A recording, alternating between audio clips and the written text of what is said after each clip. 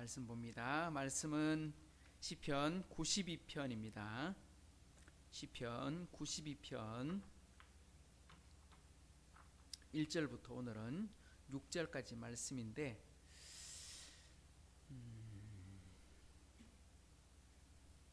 시편 92편 1절부터 6절까지인데 오늘 본문을 보시면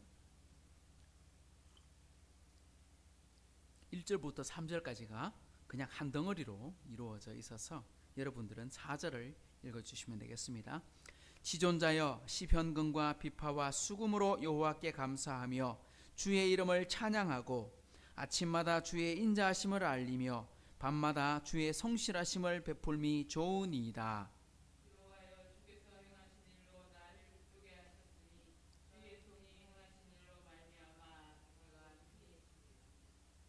여호와여 주께서 행하신 일이 어찌 그리 크신지요 주의 생각이 매우 깊으시니이다.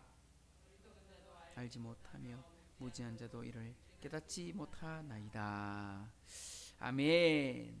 우리 오늘은 91편 우리 말씀을 이어서 이제 92편으로 넘어오게 됩니다. 시편의 네 번째 시집의 세 번째 시. 그런데 우리 첫 번째 90편의 시는 모세의 시 이렇게 적혀 있었고 91편은 저자가 따로 적혀 있지 않았는데 오늘 92편 93 뒤로 가보면 저자가 없는데 오늘 92편에는 하나의 힌트는 주어져 있습니다. 저자는 알 수 없지만 안식일의 찬송시 이렇게 되어 있습니다. 다르게 말하면 이 찬송은 이 92편은 언제 사용하는 거다? 안식일에 하나님께 예배할 때 찬송으로 부르는 찬송가다. 지금 우리식으로 말한다면 주일 예배에 참여할 때 하나님 앞에 부르게 되는 찬송이다. 그러니까 우리가 오늘 찬송을 요즘 이제 찬양으로 같이 불렀는데 오늘 이렇게 말한다면 우리가 안식일날 주님 전에 올라와서 성막에 모여서 아니면 우리 각 지방에서 모여서 예배를 드릴 때 회당에 모여서 예배 드릴 때 하나님께 찬송을 무엇로 부를 것인가? 지난 한 주를 돌아볼 때 어떤 찬송을 불러야 할까? 이런 뜻입니다. 개인적으로 우리의 부족함이 있다면 하나님께 회개하고 하나님께 은혜를 달라고 기도하면 되겠지요. 그런데 여러 성도들이 우리 주일날 예배를 드릴 때 주일 아침 우리 찬양을 부를 때 개인적이고 좀 슬픈 곡조고 또 그리고 회개하는 시 그런 찬양을 부를 수도 있긴 하겠지만 사람들이 환경이 다 달랐잖아요. 청년도 있고 어른들도 있고 우리 학생들도 있고 아이들도 있고 다 분위기가 다르잖아요. 그때 우리가 공통으로 찬양을 한다면 어떤 찬양을 불러야 될까? 아마 오늘 92편처럼 찬양을 하면 되지 않겠는가? 그것을 힌트로 가르쳐주고 있다 이렇게 보면 되겠습니다. 어떤 찬양을 불러야 되느냐? 성도들이 다 모여서 우리 일주일에 한번 예배를 드리러 참여하게 되는데 그때 어떤 찬양을 부르느냐? 따라합시다. 감사하고 기뻐하고 그런 찬양을 부르는 거예요. 감사하고 기뻐하고 영광을 돌리고 그런 찬양을 부르는 게 합당한 찬송이다. 오늘 92편의 시인도 안식일에 부를 찬송시를 기록했는데 내용이 뭐냐 하면 이런 겁니다. 하나님이 우리에게 베풀어 주신 일들을 찬양합니다. 그러니까 지난 한 주간 동안 우리에게 큰 은혜를 주셨습니다. 보호해 주셨습니다. 복을 주셨습니다. 건강을 주셨습니다. 이런 여러 가지 것들을 다 돌아볼 때 찬송하게 된다 이런 뜻입니다. 오늘 92편을 크게 두 부분을 할 수 있는데요. 오늘 우리가 읽었던 1절부터 6절까지의 말씀에는 뭐를 찬양하느냐? 하나님의 인자하심과 성실하심을 찬양한다. 우리 이때까지 시편을 읽을 때 가장 많이 등장했던 주제가 저는 이거였다고 생각합니다. 하나님의 인자와 성실, 다르게 말하면 하나님의 사랑과 공의, 그렇게 표현할 수 있습니다. 하나님의 가장 본질적인 하나님의 성품을 찬양하고 하나님이 하신 일을 찬양하고 그렇게 이루어지는 거죠. 그리고 7절부터 15절까지는 두 번째 절에는 뭐가 나오느냐 하니까 하나님께서 의인에게 또 악인에게 어떻게 간섭하시는가, 다르게 말하면 어떻게 통치하시는가, 어떻게 이 일들을 주관해 나가시는가, 이것들을 우리가 두 절을 통해서 나눠볼 수 있도록 구분해져 있습니다. 오늘 1절에서 3절까지는 절구부분 없이 그냥 한 절 속에 다 들어있는데요, 아마 이건 이제 본문으로 자르기 어렵기 때문에 그냥 한 덩어리로 표현했던 것입니다. 우리 같이 한번 1절부터 한번 들어가 보도록 하겠습니다. 시작. 지존자여 시편근과 비파와 수금으로 여호와께 감사하며 주의 이름을 찬양하고 아침마다 주의 인자하심을 알리며 밤마다 주의 성실하심을 베풀미 좋으니이다.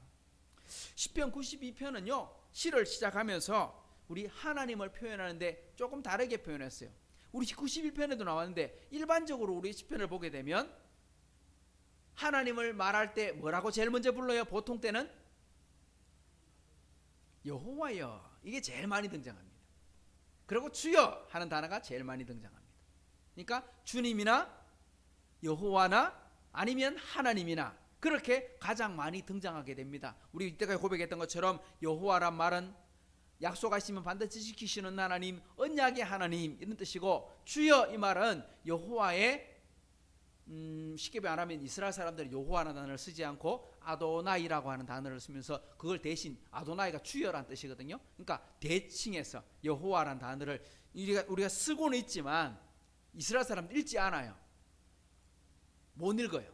못 읽으니까, 왜냐? 너무 거룩한 하나님의 이름이라서 읽으면 안 돼. 그래가지고 여호와라는 단어가 나올 때마다 아도나이 아도나이 아도나이 읽다 보니까 이제 그 단어가 무슨 단어인지 알 수 없는 형태로 빠져버렸죠. 그렇지만 또 그 다음 이제 아도나이라고 하는 주여라는 단어가 많이 등장하게 됩니다. 그 덕분에. 그리고 우리가 잘 아는 것처럼 하나님이여 하고 말할 때는 하나님은 전능하신 하나님 이런 뜻으로 사용되는데, 오늘 여기 보면 92편과 91편에 보면 하나님을 부를 때 뭐라고 부르느냐 한번 따라합시다. 지존자여 이렇게 말합니다. 여호와여 아니면 주여 이렇게 하지 않고 여기서는 지존하신 하나님, 지존자여 하고 말합니다. 지존이란 말이 뭡니까? 지존이는 하나님을 아주 높이는 존칭의 의미를 갖고 있는데 이런 말입니다. 가장 높으신 분, 가장 존귀하신 분, 그러니까 High Majesty 뭐 이런 식으로 표현되고 있습니다. 그러니까 가장 존귀하시고 가장 영광 받으실 분이고 가장 높임을 받으셔야 될 분이십니다. 뭐 이런 뜻이 지존하신 하나님 이런 뜻입니다. 성경은 우리가 예수를 믿고 하나님의 자녀가 되었을 때 우리를 어떻게 부릅니까? 의인이다 아니면 하나님의 자녀다 그렇게 칭하고 부르게 되는데, 에베소서에 보면 한 구절 우리 말씀을 한번 찾아보겠습니다. 에베소서 2장 19절 말씀. 에베소서 2장 19절 말씀. 시작. 그러므로 이제부터 너희는 외인도 아니요 나그네도 아니요 오직 성도들과 동일한 시민이요 하나님의 권속이다. 그러므로 이제부터 너희는 외인도 아니요 나그네도 아니요, 이게 무슨 말입니까? 외인도 아니고 나그네도 아니고 이게 무슨 말입니까? 쉽게 말하면 이제 우리가 남이 아니다. 우리가 남이가, 이 말은 우리가 관계가 있지. 그죠? 우리가 절대 남이 아니야. 이렇게 말할 때 피부는 물보다 진하다 뭐 이런 식으로 표현할 때 우리는 한 민족, 한 가족, 한 식구, 한 나라 뭐 이런 식으로 표현할 때 바로 나그네도 아니고 외인도 아니다. 다르게 말하면 우리가 남이 아니고, 다르게 말하면 반대로 말하면 뭐다? 이렇게 말합니다. 성도들과 동일한 시민이요, 성도들과 동일한 시민이다. 이때 말하는 시민이라는 뜻에는 뭐가 다르니까 권리가 있다 이 말입니다. 권리가 있다. 우리나라 대한민국에 살고 있으면 대한민국 백성들이 누려야 될 수 있는 권리가 어떤 게 있습니까? 우리나라 대한민국의 국적을 가지고 있으면 누리는 여러 가지 권리가 있습니다. 대표적인 게 투표, 참정권. 이번에 이제 3월 9일 날 투표하는 참정권. 그러니까 대통령을 뽑기도 하고 시장을 뽑기도 하고 내가 한 표 행사하면 내 표에 의해서 다른 사람의 변동이 일어날 수 있습니다. 또 이런 권리도 있습니다. 최소한의 교육을 받을 수 있는 권리, 또 표현의 자유, 이런 것들이 전부 다 누릴 수 있는 권리고 누릴 수 있는 권한입니다. 하나님 나라의 시민이 되었다는 말도 천국 시민의 권리를 가지게 되었다. 그런데 그냥 시민이 아니라 뭐라고 되어 있습니까? 뒤에 보면 따라합시다. 하나님의 권속이라. 무슨 말입니까? 식구다. 식구가 뭡니까? 식구가 밥을 같이 먹는 사이다. 그러니까 우리가 사랑을 나누게 되는데 사랑 중에 가장 큰 사랑이 뭐냐? 다른 사람과 함께 밥을 같이 먹는 사이다. 한 집에서 살고 한 집에서 자고 한 집에서 삶을 나누고, 이게 식구지요, 식구. 근데 하나님의 권속이다. 왜 하나님의 식구가 되었다? 왜 이걸 이제 92편의 표현을 말하면 이런 겁니다. 지존자의 식구가 되었다. 이런 뜻으로 사용할 수 있습니다. 오늘 시인이 왜 지존자를 찬양하는가? 왜 시인은 지존자를 찬양합니까? 이런 겁니다. 부족하고 또 부족한 우리를 택하시고 불러주시고 구원해 주시고 또 그리고 하나님의 자녀 삼아 주셨으니 야, 찬양하지 않을 수가 없다. 그러면 어떻게 찬양하느냐? 이렇게 말합니다. 시편과 비파와 수금으로 감사하며 찬양하고. 여기 보면 시편금, 비파, 수금, 한마디로 말하면 뭘로 찬양하라는 겁니까? 악기로. 그죠? 시편금, 비파, 수금. 그러면 악기만으로 찬양하는 겁니까? 그런 뜻은 아니죠. 여기서 말하고 있는 악기, 시편금, 비파, 수금 있지만 이스라엘은 악기가 이거 말고 또 있잖아요. 어떤 게 있어요? 나팔도 있고 소고도 있고 재금도 있고 또 몸으로도 있고, 그래서 춤추며 찬양하라. 또 뭐가 있습니까?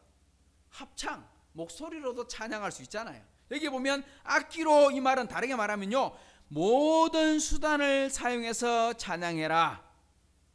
그러니까 한 가지만이 아니라 우리가 사용할 수 있는 모든 방법들, 우리가 생각할 수 있는 가장 아름다운 것들, 그걸로 하나님을 찬양해라, 하나님을 높여라, 그렇게 말하는 겁니다. 지존하신 하나님께 감사하고 찬양하는데, 그럼 무엇에 대해서 찬양할까? 무엇에 대해서 찬양해야 되느냐? 오늘 1절에 뒤에 보면 뭐라고 말합니까? 이렇게 말합니다. 아침마다 주의 인자하심을 알리며 밤마다 주의 성실하심을 베풀미 좋습니다. 아침마다 밤마다, 이 말은 아침부터 밤까지, 하루를 시작할 때부터 하루를 마칠 때까지 누구를 생각해라? 하나님을 생각해라. 하나님의 무엇을 생각하느냐? 인자하심을 생각해라. 하나님이 우리를 사랑하셨던 것을 생각하고, 우리가 밤에는 하나님의 성실하심을 나누고, 이렇게 말했습니다. 다르게 말하면 우리가 하루를 시작할 때부터 하루를 마칠 때까지 우리가 말씀을 묵상하고 말씀과 함께 동행하고 하나님을 생각하고 살아가야 한다, 이 말입니다. 근데 성경학자들은 또 다른 면에서는 이렇게도 해석했습니다. 어떤 말이냐니까, 아침도 나오고 밤도 나오잖아요. 그래서 아침은 어떤 거냐? 밝은 거, 우리 인생의 밝은 거. 밤은 어떤 거? 우리 인생의 어두운 면. 다르게 말하면 아침은 힘있게 시작하는 것이고, 그죠? 하루를 새로 시작하잖아요. 또 순풍을 타듯이 순리대로 걸어가게 되는 것이고, 밤은 우리 인생에 깜깜하고 어둡고 어려움이 있고 길을 잃어버리고 힘들고 이럴 때, 다르게 말하면 아주 행복하고 기쁠 때, 순경일 때도 하나님의 은혜를 생각하라. 하지만 언제도 생각해라? 캄캄하고 어두운 밤이 되었을 때도 하나님의 성실을 생각하고 베풀 줄 알아야 한다. 참 해석이 뭐 그렇게 해석을 해도 해석은 괜찮은 것 같아요. 근데 히브리 원문에 보면 3절 끝부분에 4절을 연결시킬 때 접속사가 하나 붙어 있는데, 그게 카이라고 하는 접속사가 붙어 있어요. 그 카이라고 하는 접속사가 뭐냐니까, 왜 그러냐 하면 이유는, 이런 뜻입니다. 그러니까 이유 접속사. 그러니까 앞에 1절에서 3절까지 왜 하나님을 찬양하고 왜 하나님의 선하심을 베풀고 살아야 합니까? 그 이유는 어디 오느냐? 4절부터 이제 이유가 나오게 됩니다. 자, 4절을 한번 읽어봅시다. 왜 그런 이유로 말할까요? 시작. 여호와여, 주께서 행하신 일로 나를 기쁘게 하셨으니 주의 손이 행하신 일로 말미암아 내가 높이 외치리이다. 내가 하나님께 그렇게 감사하고 기뻐할 수 있는 이유는 무엇이냐? 이렇게 말합니다. 주께서 행하신 일로 나를 어떻게 하셨기 때문이다? 나를 기쁘게 하셨기 때문이다. 내가 그렇게 주일에 하나님께 올라와서 예배할 때 기뻐하고 감사하고 찬양하게 되는 이유는 주의 공의를 생각하고 주의 은자심을 생각하고 그것을 기뻐하는 이유는 하나님이 내게 베풀어 주신, 내게 행해 주신 그 일들이 나를 너무너무 기쁘게 했기 때문이다. 지난 아침부터 밤까지 날들을 다 돌아보니까, 아니 2021년 지난 한 해를 다 돌아보니까 다 뭐였더라? 하나님의 은혜였더라. 하나님의 행사였더라. 작은 하나하나까지도 누구를 위해? 나를 위해 준비해 놓으셨던 거였구나. 나를 지키셨던 것이었구나. 나를 보호해 주셨던 거구나. 이걸 생각하게 됐다는 거예요. 근데 우리는 보통 이 구절을 이렇게 보지 않고 우리는 어떻게 받았습니까? 우리가 열심히 삽니다. 우리 열심히 공부합니다. 열심히 노력합니다. 누구를 위해서? 누구를 위해서? 하나님을 위해서. 하나님을 기쁘게 하기 위해서 우리 열심히 합니다. 하나님의 영광을 위해서. 그래서 우리 올림픽에서 선수들이나 아니면 여러분들이 인터뷰를 하거나 할 때 보면 가끔 가다가 우리 시상식에서 하나님께 영광을 돌려드립니다. 이런 연예인도 만날 수도 있고 운동선수도 볼 수 있고 우리가 말씀을 선포할 때 우리가 배울 때 다 그렇게 배웠습니다. 여러분이 어떻게 삽니까? 왜 공부합니까? 왜 돈을 법니까? 하고 말하면 하나님의 영광을 위해서지요. 인생의 제일 된 목적이 뭡니까? 하나님의 영광을 위한 것과 그를 영원토록 즐거워하는 것입니다. 이렇게 말을 하게 됩니다. 자, 우리가 하나님을 위해 열심히 살아야 되는데 오늘 본문에는 뭐라고 말합니까? 하나님이 나를 향해 나를 위해 하신 일들을 생각하니까 내가 너무너무 기쁘다 이렇게 말했습니다. 우리가 하나님을 위해 살아야지 하나님이 우리를 위해서 하셨어. 이때까지 우리가 들었던 거 배웠던 거하고 좀 틀리잖아요. 하나님이 우리를 위해 하는 게 아니고 우리가 하나님을 위해 살아야지 이렇게 우리는 배웠잖아요. 근데 오늘 여기 보니까 왜 여기서는 하나님이 나를 기쁘시게 하셨다. 이 표현은 저는 이런 거라고 생각합니다. 내가 일을 하는데 하나님이 나와 함께 하고 계시는 걸 알게 되는 거죠. 하나님이 나 혼자 두게 나 버려두지 않으셨구나. 나와 함께 동행하고 계시는구나. 나와 함께 공부하는 데도 계시고 일하는 데도 계시고 우리가 장사하는 데도 계시고 어느 곳에든지 함께 하시는구나. 그래서 우리 찬송을 부를 때 주와 같이 길 가는 것 즐거운 일 아닌가. 그 다음 뭐죠? 우리 주님 걸어가신 발자취를 밟겠네. 후렴에는 뭐라고 되어 있습니까? 한 걸음 한 걸음 누구와 함께? 주 예수와 함께 날마다 날마다 우리 걸어가리. 자, 우리 어떤 곳을 가든지, 그죠? 나 혼자 가는 것이 아니라 알고 봤더니 누구와 함께 하더라? 우리 주님과 함께 가더라. 날마다 날마다 주님과 함께 가고 있더라. 그러니까 내 안에 뭐가 생겨요? 기쁨이 생겨요. 하나님이 나를 버려두지 아니하시고 나를 데리고 가고 계시고 나를 지켜주고 계시고 나와 함께 해주셨기 때문에, 그러니까 제자들도 막 무서워 떨다가도 주님께 기도했더니 주님이 그들의 기도를 들으시고 풍랑도 잠잠케 하시고 먹을 것도 주시고 문제를 해결해 주실 때 사람들이 깨닫는 게 뭡니까? 주님이 바로 내 옆에 계시는구나. 다르게 말하면 하나님이 나를 위해 준비해 주신 일, 나를 위해 은혜를 베풀어 주시니 기쁘지 않을 수가 없습니다.